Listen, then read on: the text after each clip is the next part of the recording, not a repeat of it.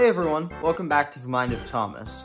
Today is March 10th, or as us Nintendo fans like to refer to it, Mario Day. A day where everyone comes to celebrate everything about Nintendo's mustached plumber mascot. This includes the mainline games, the spin-offs, toys and other merchandise, and...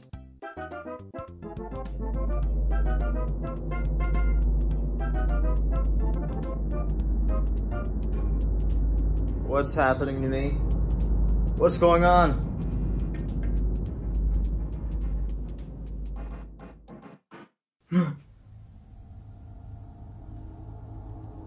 What on earth? On second thought, I don't think I'm on Earth. At least not mine. From the looks of it, it looks like an alternate reality where only the DIC Mario Cartoons exist. Well, there goes my 3-hour retrospective on the entire Mario franchise, but hey, I guess I can just use this as a lead-in to talk about the DIC Mario Cartoons for a few minutes instead, while I search for a way to get back home. The DIC Mario shows were series of Saturday morning cartoons based on the first 4 mainline Mario games respectively. While they are largely a very small footnote in the series' history, they had some popularity back in the day, and have regained some fame in the past decade or so, albeit ironically, due to them resurfacing on Netflix and YouTube. Arguably, the most notable of these cartoons was the first one, the Super Mario Bros. Super Show. The Super Show was created in the late 80s, when video games, most specifically those on Nintendo consoles, were booming in popularity with kids.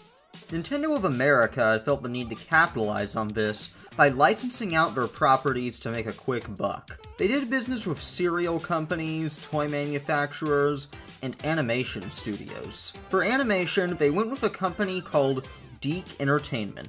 Their first notable creation was the Inspector Gadget franchise, but had since done a lot of work with other companies, creating shows based on existing franchises and toy lines.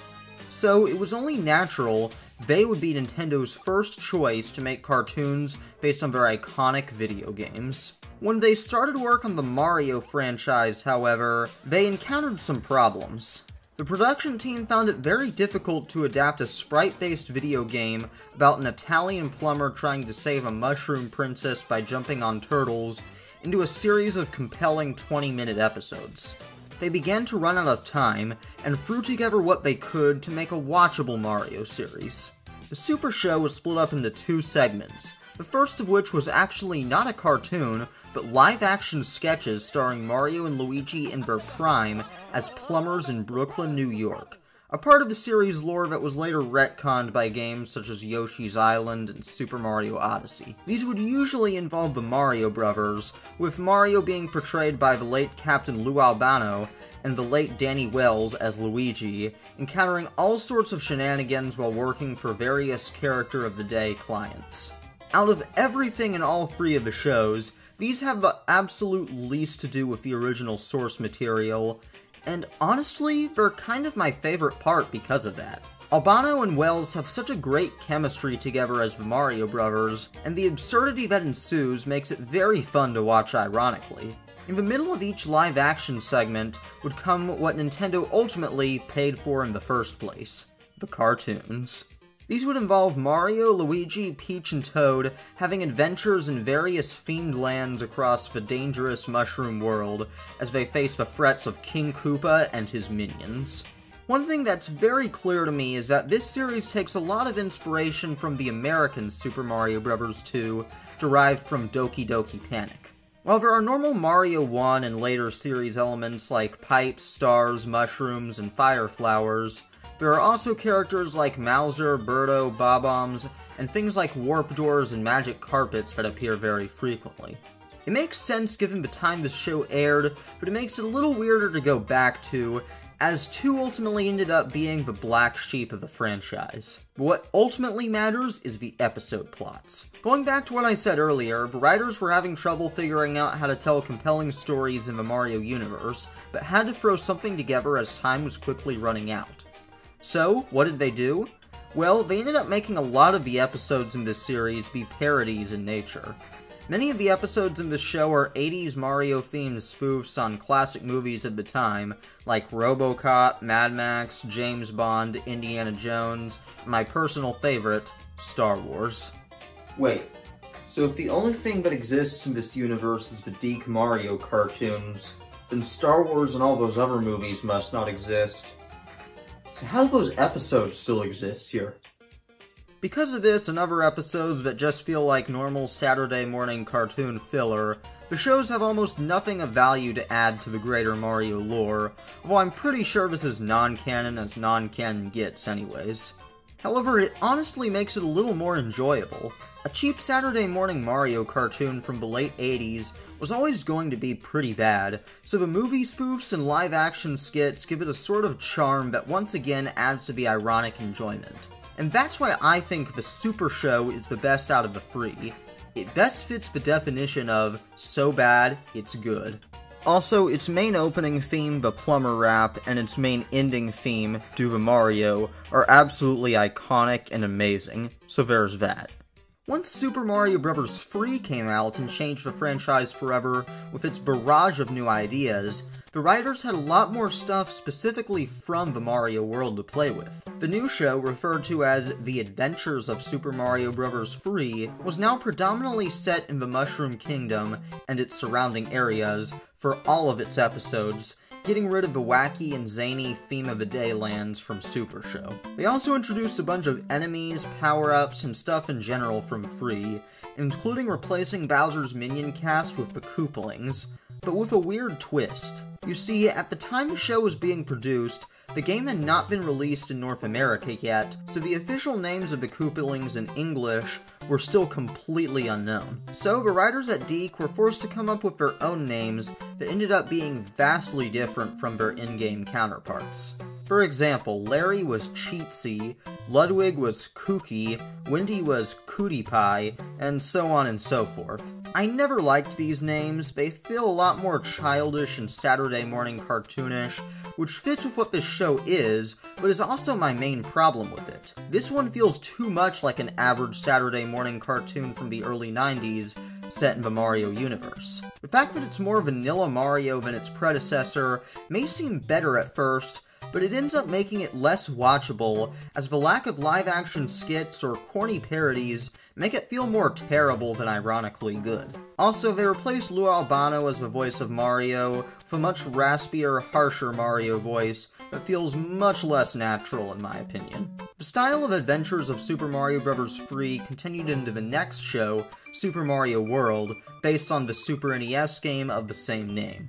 The overall show was now set in Dinosaur Land, in coordination with its game counterpart. Toad was also booted out of the cast and replaced with Yoshi, as his species was not in Mario World, and Yoshi was its big new marketable character after all. Yoshi is much worse than Toad, however, in my opinion. Toad in Super Show and The Adventures of 3 was definitely the most comic relief out of all the characters, but he was kind of sarcastic and decently likable. Yoshi is much more of a toddler stereotype, and is really annoying and off-putting. But even our dinosaur friend was overshadowed as the worst character in this show. That spot belonged to yet another. You see, since the mushroom race was absent from World, the writers at DIC put cavemen as the residents of Dinosaur Land instead. To help these citizens be better integrated into the main cast, a completely original character was created. His name was Oogtar. Oogtar is the absolute worst character in the entire Mario lore. He's stupid, he's annoying, and is an agent of chaos with little use to the heroes. Despite my problems with World, I think it's a better show for a couple of reasons. It has a killer theme song, which 3 didn't even have, and its legacy of ironic enjoyment was cemented by its heavy use in modern-day meme culture, with the episode Mama Luigi, telling the story of how Luigi rescued Yoshi as a baby, becoming a very popular video to remix on YouTube. So, overall, the DIC Mario trilogy has a legacy of being a weird product of its time, marketing props from a bygone era when Mario was still in its early years. While the shows are all pretty bad, and there's a definite hierarchy in quality between the three in my opinion, it's lovable because of that. These cartoons will always have a special place in my heart as pieces of ironic enjoyment from my favorite Nintendo franchise. Well, that's about all I have to say about the DIC Mario cartoons. And I still haven't found a way out of this place. Am I just stuck here forever?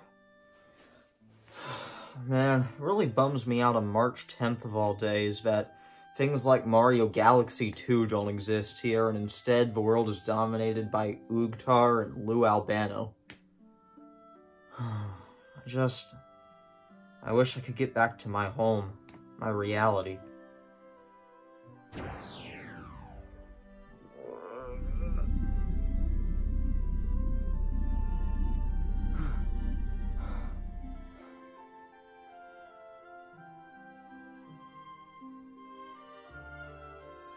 Feels so good to be back in my home reality where there's more Mario things to enjoy than just the DIC cartoons.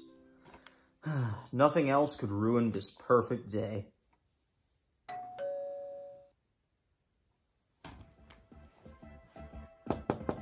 Do the Mario swing your arms from side to side. Come on, it's time to go. Do the Mario, take one step, and then again, let's do the Mario all together now.